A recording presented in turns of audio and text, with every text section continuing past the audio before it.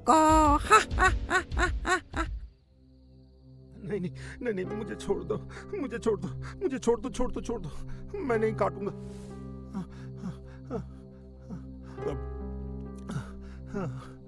कितना भयानक सपना था। क्या हुआ? ऐसा क्यों कर रहे हो? तुम्हारा तबीयत ठीक है ना? तुम्हें पता नहीं भाग्यवान, कितना डरावना सपना देखा मैंने। सपना? जरूर उस बागीचा को लेकर? हाँ, लेकिन तुम्हें कैसे पता? अरे बाबा, तुम पूरा दिन भर बागीचा के बारे में सोच रहे हो, तो उसका ही तो सपना देखोगे ना। मैं बोल रही हूँ, तुम ये सब लेकर चिंता मत करो। अरे मैं क्या ऐसा ही सोच रहा हूँ? कल पूरा दिन घूम के भी किसी को नहीं मिला, और उस तरफ मुखिया साहब का विचार मुझे बार बार याद आ रहा है। मेरा हालत है सबसे खराब। इस तरफ भी कुछ नहीं हो पा रहा है, उस तरफ भी नहीं हो पा रहा है। मुझे कल इसको लेकर मुखिया साहब के पास बात करना ही पड़ेगा। अगले सुबह कालीनाथ बाबू मुखिया साहब के ओर दौड़े। उन्होंने बताया कि कल पूरे दिन इधर उधर घूमने के बावजूद वो किसी भी व्यापारी या लकड़धारे को अपने बगीचे काटने के लिए राजी नहीं कर सके। उसने कल रात के भयानक सपना के बारे में भी बताया।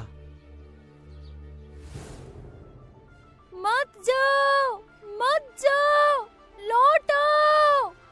आजा आजा काली, आजा हमारे साथ। आओ आओ काली, आओ हमारे तरफ। इस बगीचे को मत काटना, ये बगीचा हमारा है, इधर हम रहते हैं। अगर इस बगीचे को काटा तो बहुत खराब हो जाएगा। देख लेना, बगीचे को बेचने की जगह तेरा सब कुछ बिक जाएगा। हा हा हा।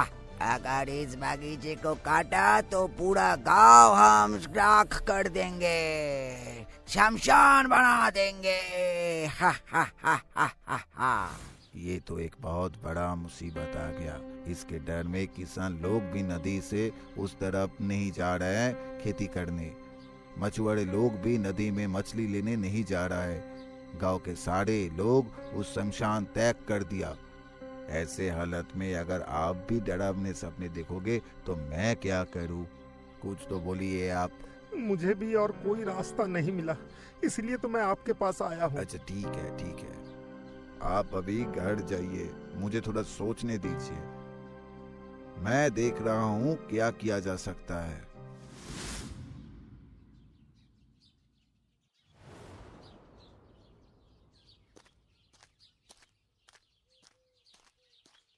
कालीनाथ बाबू, ओ कालीनाथ बाबू, कालीनाथ बाबू घर में हैं? अरे मुखिया साहब, आप इस समय? हाँ, मैं 3 कटवारे जुगाड़ किया हूँ, इनसे मिले। ये रहीम है, ये नरेन है और ये अब्दुल है। ये तीनों पेड़ काट के उसके लकड़ी को बेच देते हैं। मैं उन्हें पड़ोसी गांव से लाया हूँ। ये 3 तुम्हारे बगीचे का कटाई कर देंगे और सारा इंतजाम कर देंगे। तो तुम तीनों इस बगीचे के बारे में सब कुछ जानते हो ना? इस बगीचे का बहुत बदनाम है। लेकिन सुनो बाबू, हमारे पिता और दादा के समय से ही परिवार में सभी लोग जीविका के लिए पेड़ों को काटते आ रहे हैं, इसलिए हम पेड़ों को काटने में नहीं डरते। बढ़िया, तो फिर तुम्हारा बात सुनकर मुझे थोड़ा सुकून मिला। शुक्रिया शुक्रिया मुखिया साहब, अब सच में मेरा बहुत बड़ा मदद किया। 3 लकड़हारा रात के समय जंगल में पेड़ काटने आए। यदि आप दिन के समय पेड़ काटते हो तो वन अधिकारियों के नजर में आने का खतरा रहता है, जिससे खतरा और भी बढ़ जाता है, जैसे मुकदमा, कानूनी कार्रवाई और भी बहुत कुछ। इसीलिए उन्होंने रात में पेड़ों को काटने बेहतर समझा। इस बीच रहीम ने एक पेड़ पर प्रहार किया और पूरे बगीचा में एक अजीब सी हवा चलने लगी। चमगादड़ की एक झुंड अपने पंख फरफराते हुए बगीचे के पेड़ों से उड़ गए। अब्दुल मियाँ, अरे अब्दुल मियाँ, देखिए ना कैसे हवा बहने लगा है। अरे नदी के आसपास का इलाका है, हवा तो चलेगा ही। तुम ये सब लेकर ज्यादा मत सोचो, काम करो।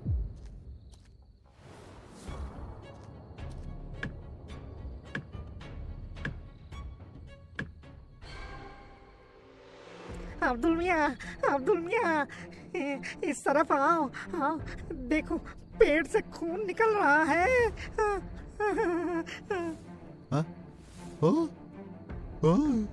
पेड़ काटने से उस जगह से खून निकल रहा है। ये क्या है? ये नरेन, इधर आके देख कर जाओ, इन पेड़ों से खून निकल रहा है। आओ जल्दी आओ, पेड़ से खून निकल रहा है। ये कौन सा पेड़ है जिससे खून निकलता है? सुनो मियाँ, मुझे कैसा डर लगता है। हम लोग पैसों के लिए कुछ बहुत बड़ा गलती तो नहीं कर रहे ना?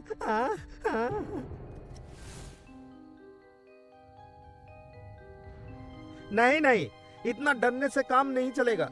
पेड़ काटने आए हैं, काटेंगे और काटने के बाद पैसा लेके घर जाएंगे। यदि बीच में आकर हम नहीं काटते तो मुखिया जी को क्या जवाब दूंगा? करने से मुखिया जी हमें और काम नहीं देंगे, और काम नहीं तो पैसा नहीं, और पैसा नहीं तो भूख के मारे मरना पड़ेगा। इसीलिए बिना सोच के हाथ चलाओ, पेड़ काटो, सोचे काम पर लग जाओ। अभी देर हो गया है बहुत। चलो। हाँ, इतना सोचो मत, चलो। हाँ, क्या हुआ? शमशान में इतना लोग कहाँ से आए? और ये भी सोचने की बात है कि वो लोग यहाँ पे कब आए? मैं तो यहीं पर ही था, किसी को तो नहीं देखा आते। सब कुछ लेकर तुम इतने घबराते क्यों हो? जाओ, खुद का काम करो। चाचा, क्या आप मुझे कुछ लकड़ी देंगे? मेरी माँ मर चुकी है, लेकिन हमारे पास कोई लकड़ी नहीं है। हम बहुत गरीब हैं।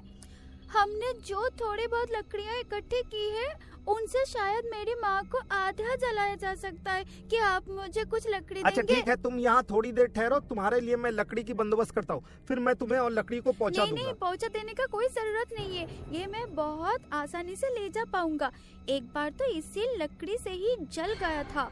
ये लकड़ी मैं बहुत अच्छे से पहचानता हूँ। लेकिन आप अगर चाहे तो मेरे साथ मेरे माँ के शव के सामने जा सकते हैं। आपको देखने से मेरी माँ बहुत खुश हो जाएगी। उस लड़के ने जो बोला वो किसी को समझ में नहीं आया। लड़के ने एक हाथ से एक पेड़ को हिलाकर तोड़ दिया और वही पेड़ कांधे पे लेकर चल पड़ा। बाकी के 3 लोग उनके पीछे पीछे चले। सभी जन नदी के सामने आके देखते हैं कि एक औरत जलती हुई चिता पर बैठी है। उनकी आंखों की मणि सफेद है और उसके सामने सफेद चादर में लिपटी हुई 3 लाश। अचानक हवा आकर चादर हटा देते हैं और तीनों लकड़हारा देखते हैं कि उन्हीं तीनों का लाश पड़ी है।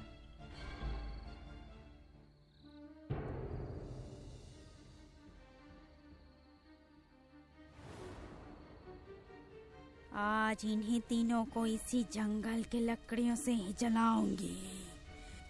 यही होगी उन लोगों का आखिरी पेड़ काटना।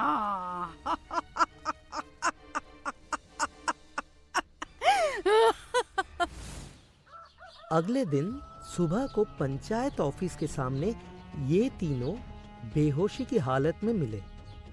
तीनों को ही बहुत बुखार था। कुछ दिनों के बाद ये 3 लोग उस रात का डरावना अनुभव के बारे में गांव वालों को सब कुछ बोला। उस घटना के बाद कभी किसी ने कालीनाथ बाबू के बगीचे को काटने का कोशिश ही नहीं किया। फरीदपुर में कालीनाथ बाबू के ये 2 बगीचे भूतिया गतिविधियों से जुड़े हुए हैं।